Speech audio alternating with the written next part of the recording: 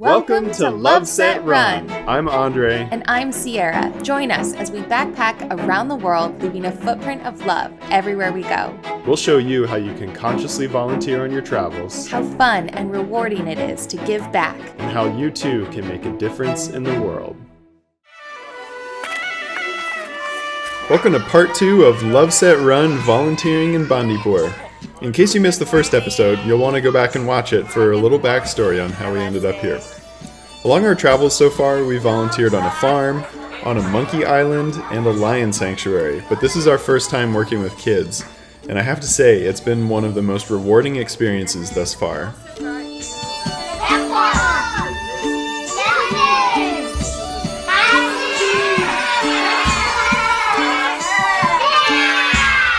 Every morning, we head to the Learning Center to help the kids before school from 6:30 to 8:15.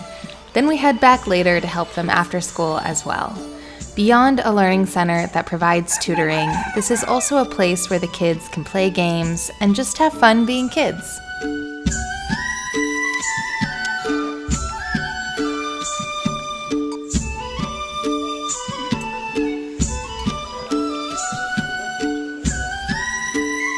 Mornings at Sidda Cave.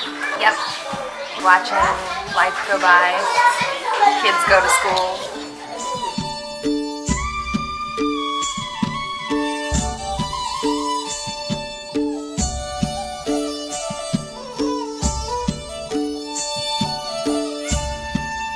This little guy lived right across the street from Sidda Cave and was a constant source of entertainment for us.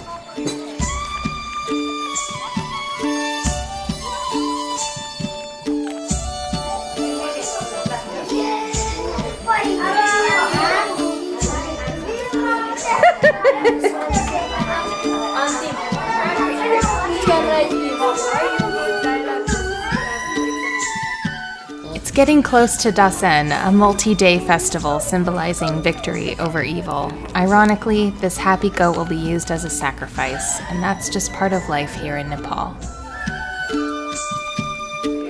Good morning. Hi everyone. Good morning. We've been volunteering for 4 days now, and we're starting to form some really great relationships with the kids and the teachers. They've made us feel welcome and right at home here. Bandipur has maintained its centuries-old charm. It's a hidden gem tucked away from the hustle and bustle of city living. Come here to relax, but most importantly, to immerse yourself in the simplicity of natural Nepal. So I just banged my head for like the 12th time in Nepal, and I felt like I had to document what the doorways are really like here. As you can see, it's a little bit on the short side.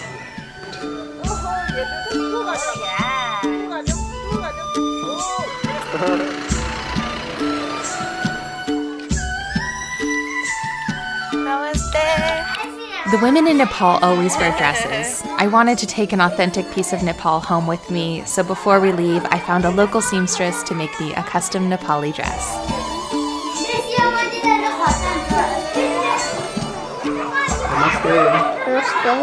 After class tonight, 2 of the older boys, Bisal and Madhav, asked us if we wanted to go for a walk through town, and of course we took them up on it, wanting to see more of the local life off the main strip. They showed us their school and took us down some streets we would have never explored on our own. This is Sidda and Samir, a brother and sister who lived across the street from the cafe. I was showing the kids photos of the animals from our African safari. The slideshow began to draw a crowd, and soon several kids were huddled around my phone.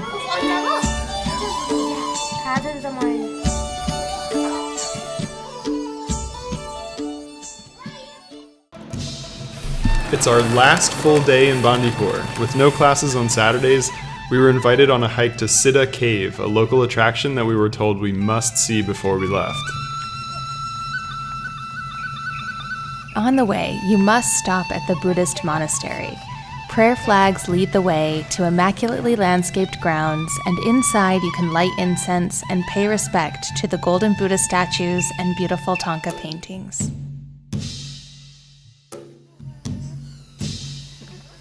The steps on the way down to the cave were incredibly slippery. We had a few close calls even wearing our grippy hiking boots. Meanwhile, the boys were flying down the stairs in nothing but flip-flops.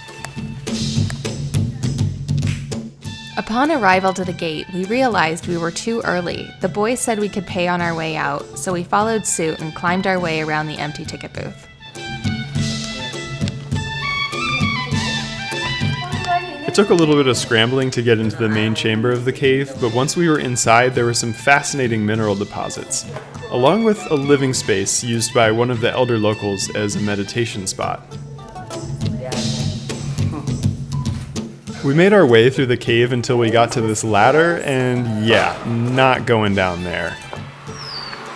We had a choice of either climbing back uphill 3 miles to Bandipur or walking down into the town to catch a couple buses. We opted for the bus and then a jeep to return us back up the mountain.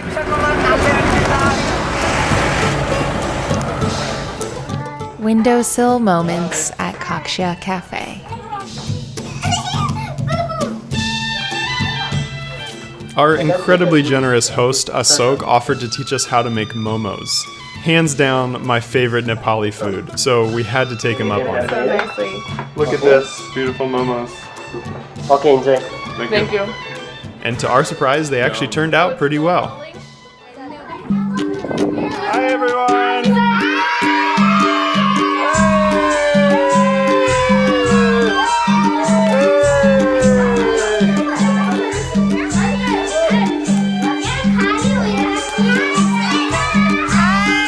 It's our final hurrah with the kids at the Learning Center. Tonight, they're throwing a going away celebration for all the volunteers.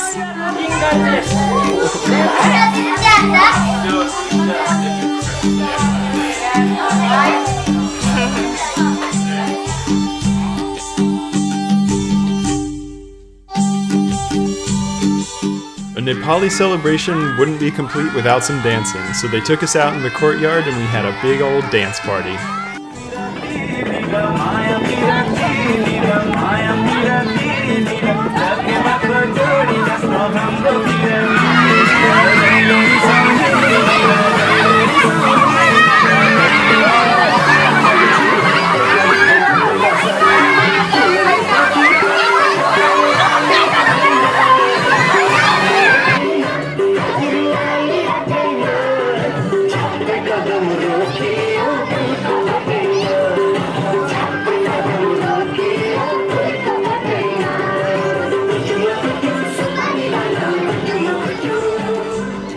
First of all, our kids will provide you little flowers.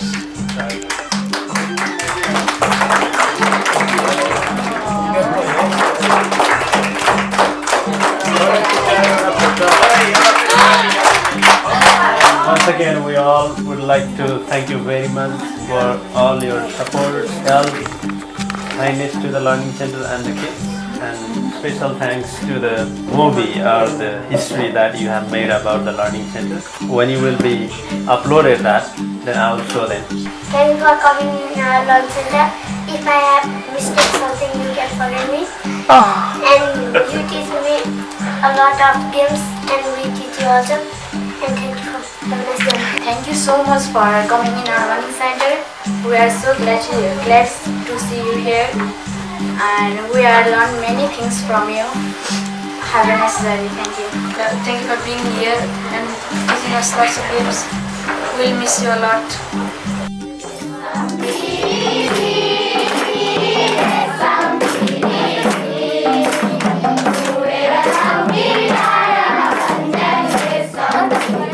We walked in here a week ago to faces sizing us up, wondering, who are you? And now we're leaving with friendships formed and relationships of deep respect and love.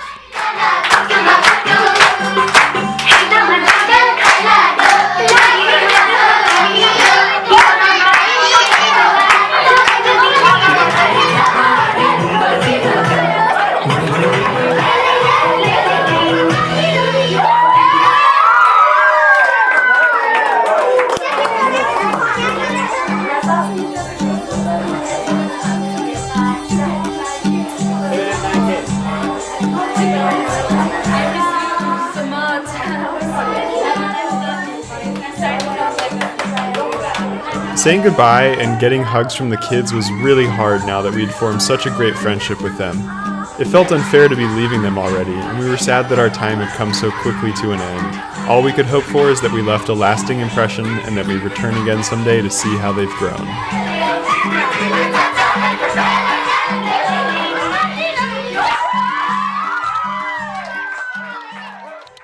One of the downfalls about volunteering with children, and a reason volunteerism gets a bad rap, is because volunteers come in and form bonds and attachments with the kids, and then often leave abruptly, which can cause emotional traumas, especially with orphans or abandoned children. However, our experience at the Learning Center taught us that volunteers who come here create an opportunity for these kids to make new friends, meet people from other cultures, and form connections with people from other places in the world that they may never get to visit.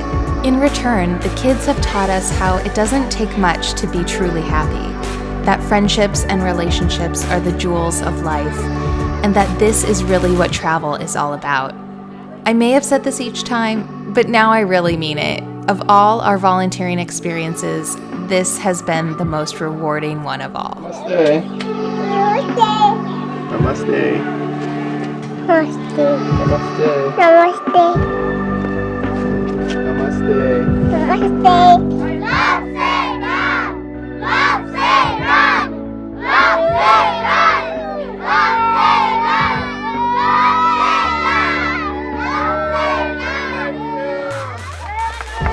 Bandipur has been nothing short of a peak experience. The people were so warm and welcoming.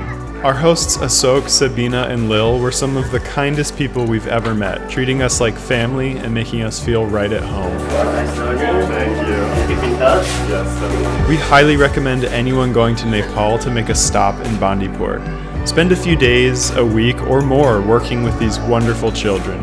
If we could do it all over again, we would in a heartbeat. It's been one of the most powerful experiences of our lives, and we are forever changed. Thank you very much for being here. And maybe hope to get chance to serve you again. Thank you. Let's run out of here.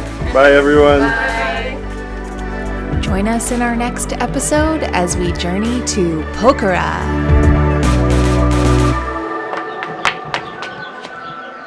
Namaste. Namaste.